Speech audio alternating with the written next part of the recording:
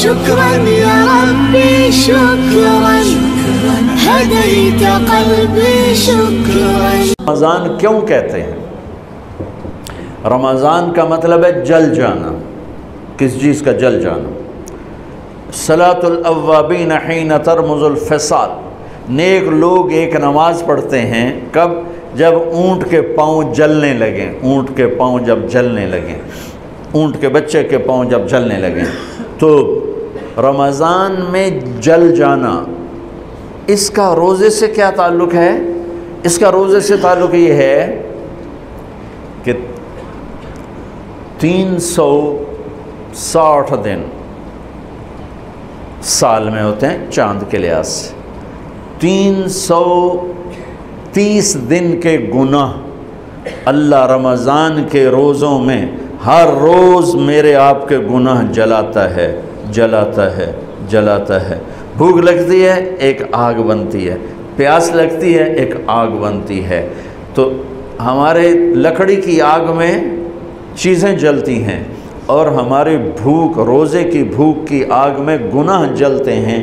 اور 29ویں روزے اللہ سارے سال کے گناہوں کو جلا کے روزہ والا یا روزے والی کو ایسے پاک کر دیتا ہے جیسے آج ماں کے پیٹ سے نکلا ہو. ایسے ان کو خوبصورت کر دیتا ہے. حج کا مہینہ آیا، اعمال اسی طرح ہیں جیسے ہوتے ہیں. رمضان کا مہینہ آیا تو میرے نبی کا اعلان ہو گیا ایک فرض 70 فرض کے برابر ہو جاتا ہے. کمال ہے. نفل فرض کے برابر. فرض اور نفل میں فرق کیا ہے؟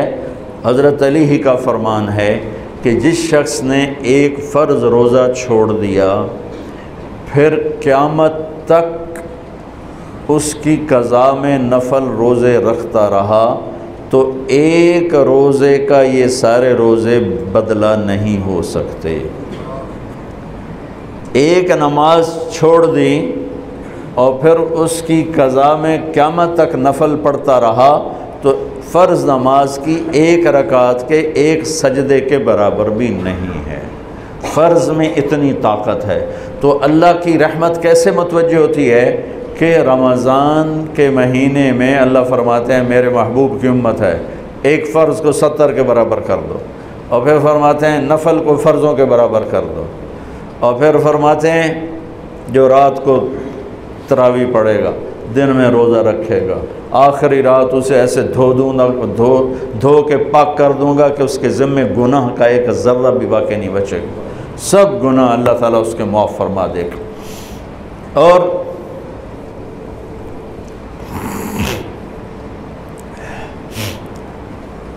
میرے نبی نے فرمایا من صام رمضان ایمانا و احتسابا. دوسری بھی من قام رمضان ایمانا و احتسابا.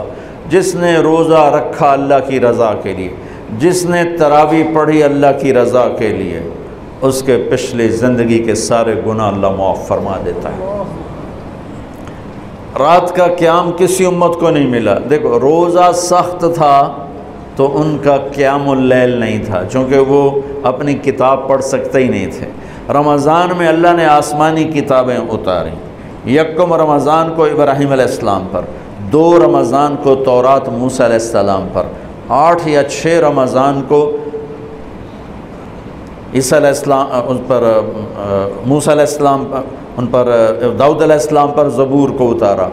اور 12 یا 18 رمضان کو عیسیٰ علیہ السلام پر انجیل کو اتارا. اور 21 رمضان کو اللہ تعالیٰ نے پیر کی رات لیلۃ القدر میں غار حرا کے اندر اللہ تعالیٰ نے اپنے محبوب پر کتاب کو اتارا. وہ کتابیں فل آ گئیں، لکھی لکھائیں. قرآن فل نہیں آیا. قرآن صرف ایک سورت کے 19 الفاظ آئے بس. اور پھر 23 برس میں قرآن اترا. کتنے انبیاء ایسے گزرے ہیں جن کے پاس جبریل زندگی میں ایک دفعہ آیا. زندگی میں جبریل ایک دفعہ. اور ایک سے لے کر آگے کوئی تعداد مقرر نہیں ہے، 100 دفعہ 200 دفعہ. لیکن آپ حیران ہوں گے ہمارے نبی پر جبریل 23 برس میں 24,000 دفعہ آئے.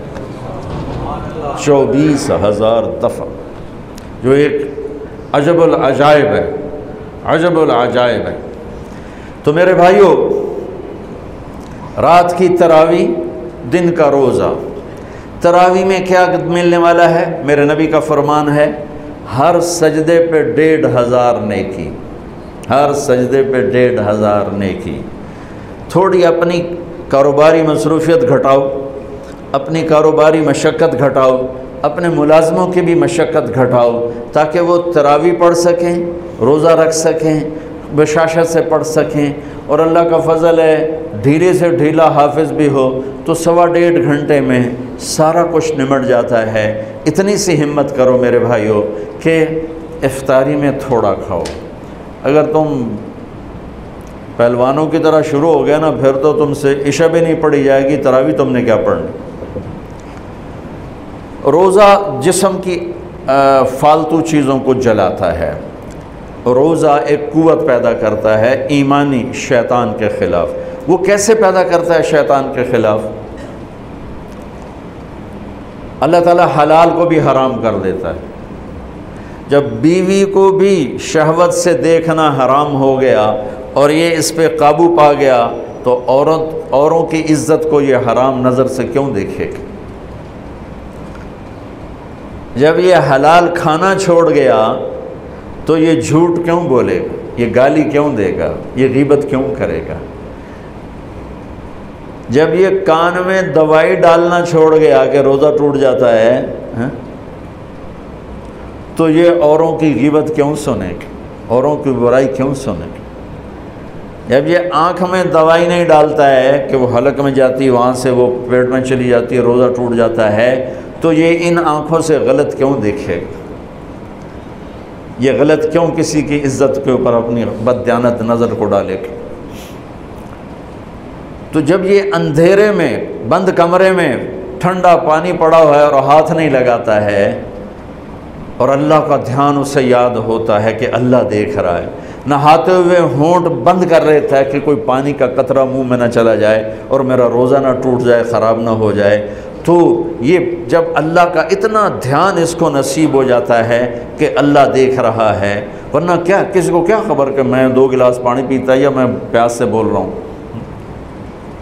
تو جب وہ اللہ کو اتنا اپنے دھیان میں لے آتا ہے کہ اللہ دیکھ رہا ہے، میں پانی نہیں پیوں گا، اللہ دیکھ رہا ہے، میں بیوی کو ہاتھ نہیں لگاؤں گا، اللہ دیکھ رہا ہے، میں کسی کی عزت پر بری نظر نہیں ڈالوں گا، اللہ دیکھ رہا ہے، میں کسی کی برائی نہیں سنوں گا، اللہ دیکھ رہا ہے، میں کسی کی برائی نہیں کروں گا، تو پھر جب یہ بازار میں جائے گا تو جھوٹ تو نہیں بولے گا، جب یہ تولے گا تو غلط تو نہیں تولے گا۔ ہاں یہ الگ بات ہے، بہت سے مجھے ملے کہ جب بس رمضان میں جھوٹ چھوڑ دیتے ہیں، اس کے بعد پھر شروع ہو جاوی تھا رمضان میں رشوت نہیں لیتا ہوں، اس کے بعد پھر شروع ہو جاتا ہے۔ تو چلو شکر ہے 1 مہینہ تو مسلمان رہتے ہیں۔ اچھا اس کی وجہ کیا ہے کہ رشوت خور کہتا ہے جی رمضان میں نہیں، جی نہیں، رمضان میں جھوٹ نہیں بولنا، رمضان میں صحیح تولنا ہے، رمضان میں غلط نہیں تولنا ہے۔ کیوں؟ شیطان قید ہو جاتا ہے۔ رمضان میں نمازی کیوں بڑھ جاتے ہیں؟ شیطان قید ہو جاتا ہے۔ کسی امت کو یہ نہیں ملا کہ رمضان میں شیطان قید کیے جائیں، اس امت کو ملا رمضان میں شیطان قید ہو جاتے ہیں۔ کسی امت کو یہ نہیں ملا کہ رمضان میں جہنم کے دروازے بند ہو جائیں، اس امت کو ملا ہے رمضان میں جہنم کے دروازے بند ہو جاتے ہیں، جنت کے دروازے کھل جاتے ہیں۔ کسی امت کو یہ نہیں ملا کہ ان کے لیے ہر مخلوق دعا کرے، رمضان کے مہینے میں اس امت کو یہ ملا ہے کہ ان کے روزہ رکھنے والوں کے لیے چونٹیاں بھی دعا کرتی، پرندے بھی دعا کرتے ہیں، مچھلیاں بھی دعا کرتی ہیں، ہوائیں دعا کرتی ہیں، ہر شے دعا کرتی ہے روزہ رکھنے والے کی۔ اس امت کو ملا۔ کسی امت کو یہ نہیں ملا کہ آخری رات ان کی سب کی بخشش ہو جائے، اس امت کو ملا ہے کہ رمضان کی آخری رات سب کی بخشش ہو جاتی۔ کسی امت کو یہ نہیں ملا کہ جنت کی حوریں انہیں روزوں میں یاد کریں، اس امت کو ملا ہے کہ اللہ تعالیٰ جنت کو کہتا ہے کہ تو تیار ہو جا، میک اپ کر لے، میرے بندے آ رہے ہیں، دلہن بن جا، سج دھج کے مجھے دکھا دے تاکہ میں اپنے بندوں کو پیش کروں تحفے کے طور پر۔ یہ ہے تمہاری بھوک کا بدلہ، یہ ہے تمہاری پیاس کا